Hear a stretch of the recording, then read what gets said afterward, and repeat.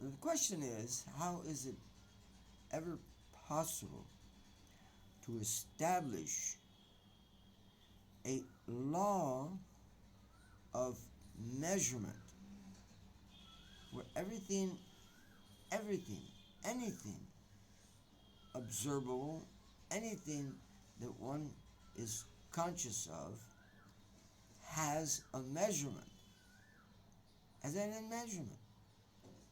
And no one can contradict that measurement because it's uniform. It's a uniform measurement. How could it be beyond measurement? How did that which is existence is eternal? Existence is eternal. Existence cannot be past without present and without future. It has to be a combination of all, without distinction of past, without distinction of present from past, or past from present, or future from present. It has to be. It has to exist. That's existence. That's existence. You can't say, I am existing, I know I'm existing, if you can't even see your past or your future. It's ununified.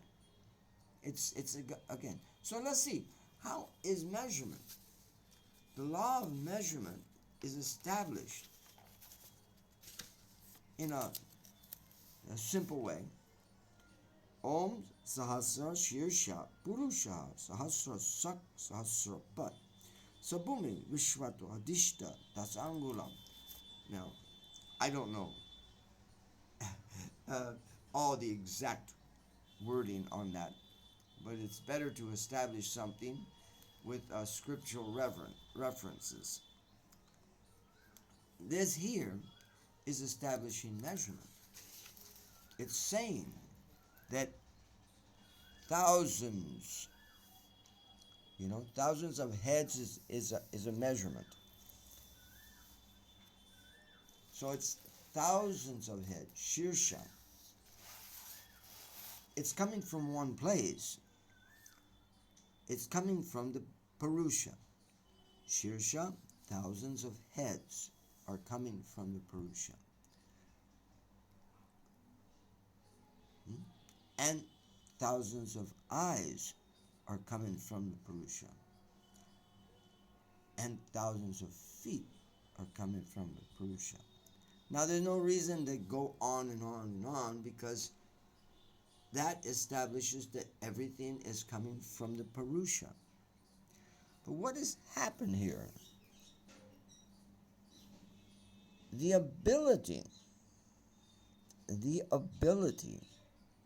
of the head. He's not talking about heads. He's talking about the ability of the head is now been separated from the rest. The ability of the head is separated from the ability of the eyes. The ability of the eyes are separated from the ability of the feet, and so on and so on. So now he established something. So what is emanating from him has been covered in such a way that it has only one ability. But to function in this world, you must be complete. You must have all the abilities.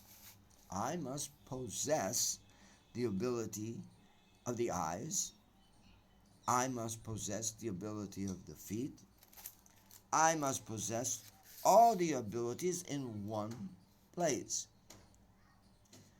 But he has covered the ability and manifested it, and he established measurement.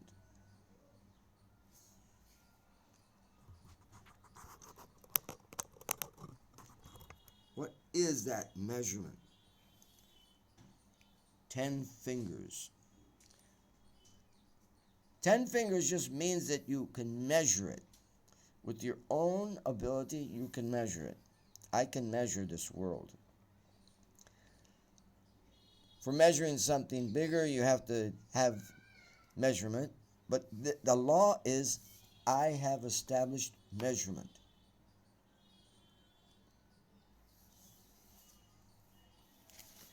Om Sahasra, Shirsha, thousands of heads. Purusha, Sahasra Sak, thousands of eyes. Sahasra Pat, thousands of feet. Sabhumi Vishwato Ritradishtam Gulam, within this world. A world that is measured. It's not in the eternal world. The eternal world has no measurements. The abilities are there, complete. Here the ability has been separated. He has covered the other abilities. Those abilities of the head,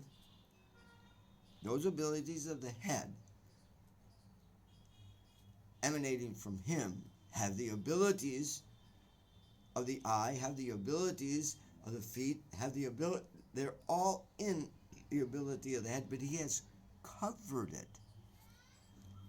So now the head has to become dependent on the eyes, has to become dependent on the feet, and so on. So, world of measurement makes a world of dependency. But the eternal is manifesting it. So he's covering the ability. So you don't have that ability. And you must go to, okay, I gotta go for my head. Now it has to go to what is emanated with the ability of the eyes, or ability of the ears, ability of, so I have to go to them.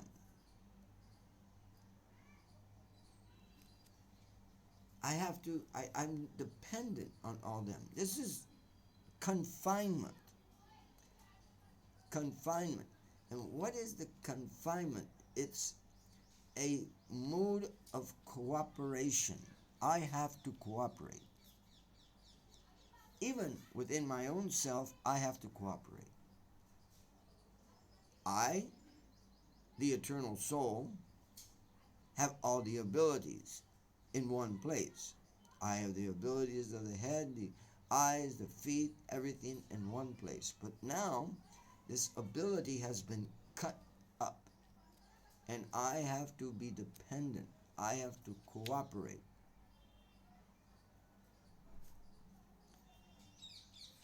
So then, he has cut time off. Time is only eternal time. That's a famous statement by Einstein, because he says he was always looking for time and he never found it. All he found was past and also future, but he never was able to find. Time is eternal. Time has no time factor. It doesn't have a time factor. So, Purusham, Edham, Sarvam, Yat Bhutam, Yat Cha Bhavyam,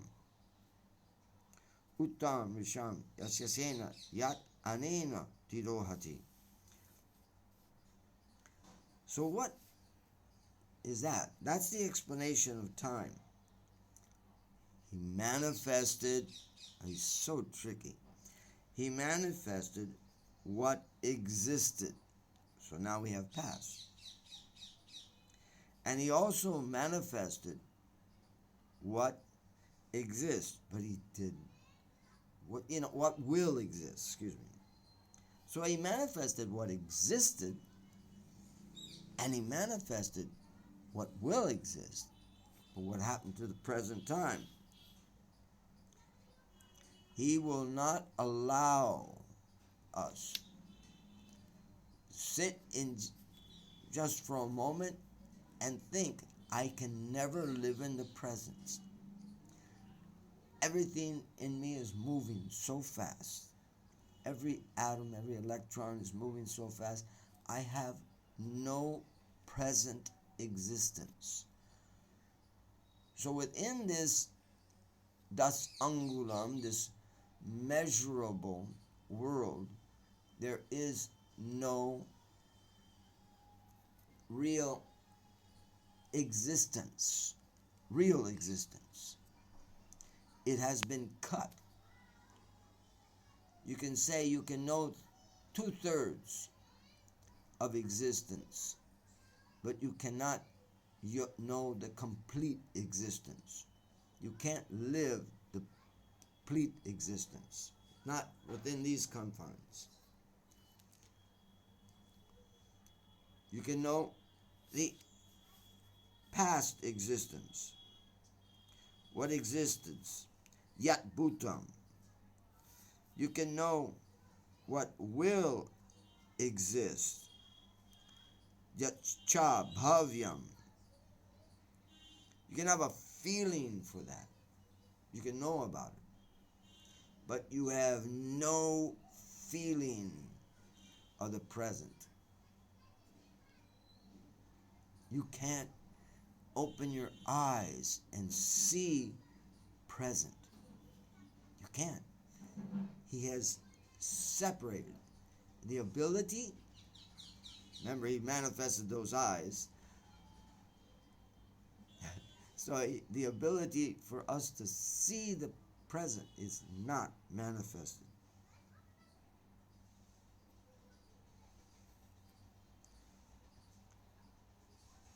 And what is that which he didn't manifest to us or didn't give it to us?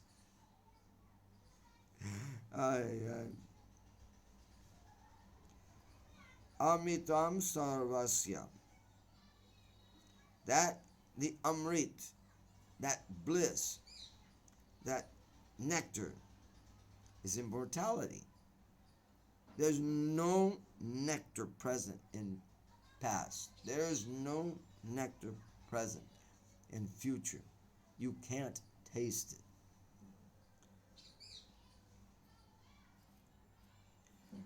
It's the state of being, nectar.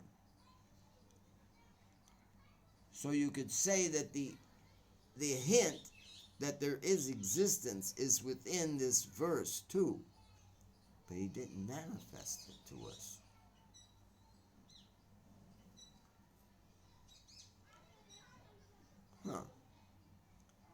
We can't touch that unless we are liberated from past and also future.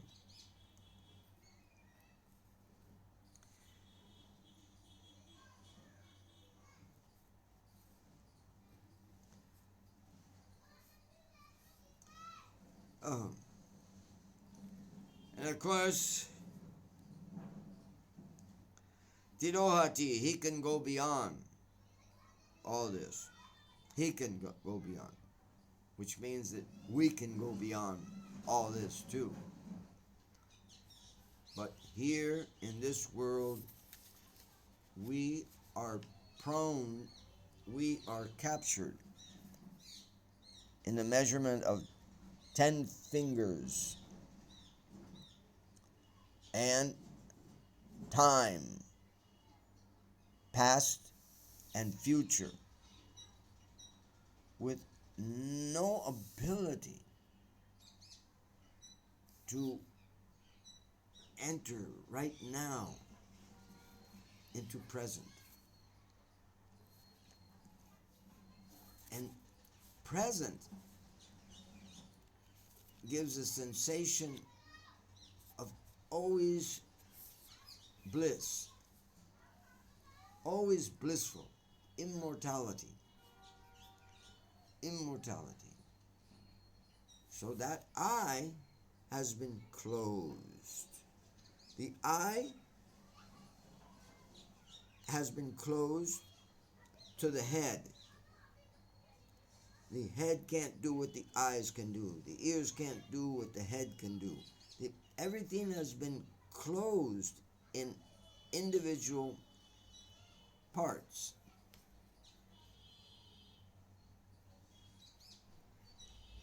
And we have been put together to fully dependent, and if we don't cooperate, and if we don't love those that are helping us, then we cannot be happy. Now it's amazing how had this all has been put together, and this confirms that there is a place where he did not manifest things separately. If he's manifesting things separately here, then there must be a place where he did not manifest, where he did not cut. He had to have something that he covered. Actually, he doesn't even cut. He just covers and doesn't allow the ability. So it gives a sensation, and you can't get rid of that sensation. Here, that law is strict. I just end here, but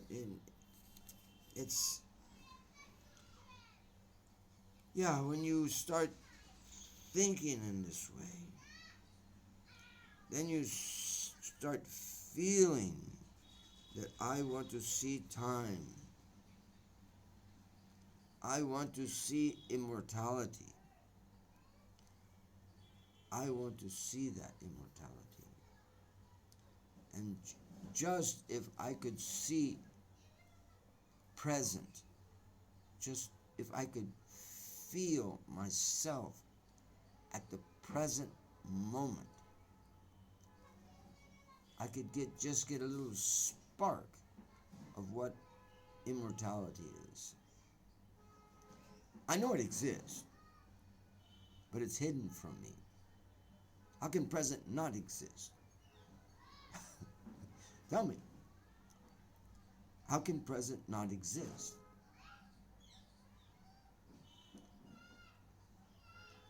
We just don't throw our hands up and say, yes, it exists, and that's it. No, we have to know present. We have to enter in present. Because think of it. We are living only in the past. And we are living only for the future. That's it. We are forced to live for the future, and we live in the memories of the past. Everything. How I move my fingers, how I walk, how I talk, how I eat, everything is past experience. No present at all. So one must look for that present eternal. Present eternal. If you find present eternal, then past becomes present eternal, and future becomes present eternal. They really aren't disconnected. They are not disconnected. The past is not disconnected from the present eternal, nor is the future disconnected from the present eternal. It's just in this atmosphere, this cutting edge has come to make the most prominent laws of measurement. The laws of measurement of particles, atoms, and the law of measurement of time. And it is strict. It is strictly upheld.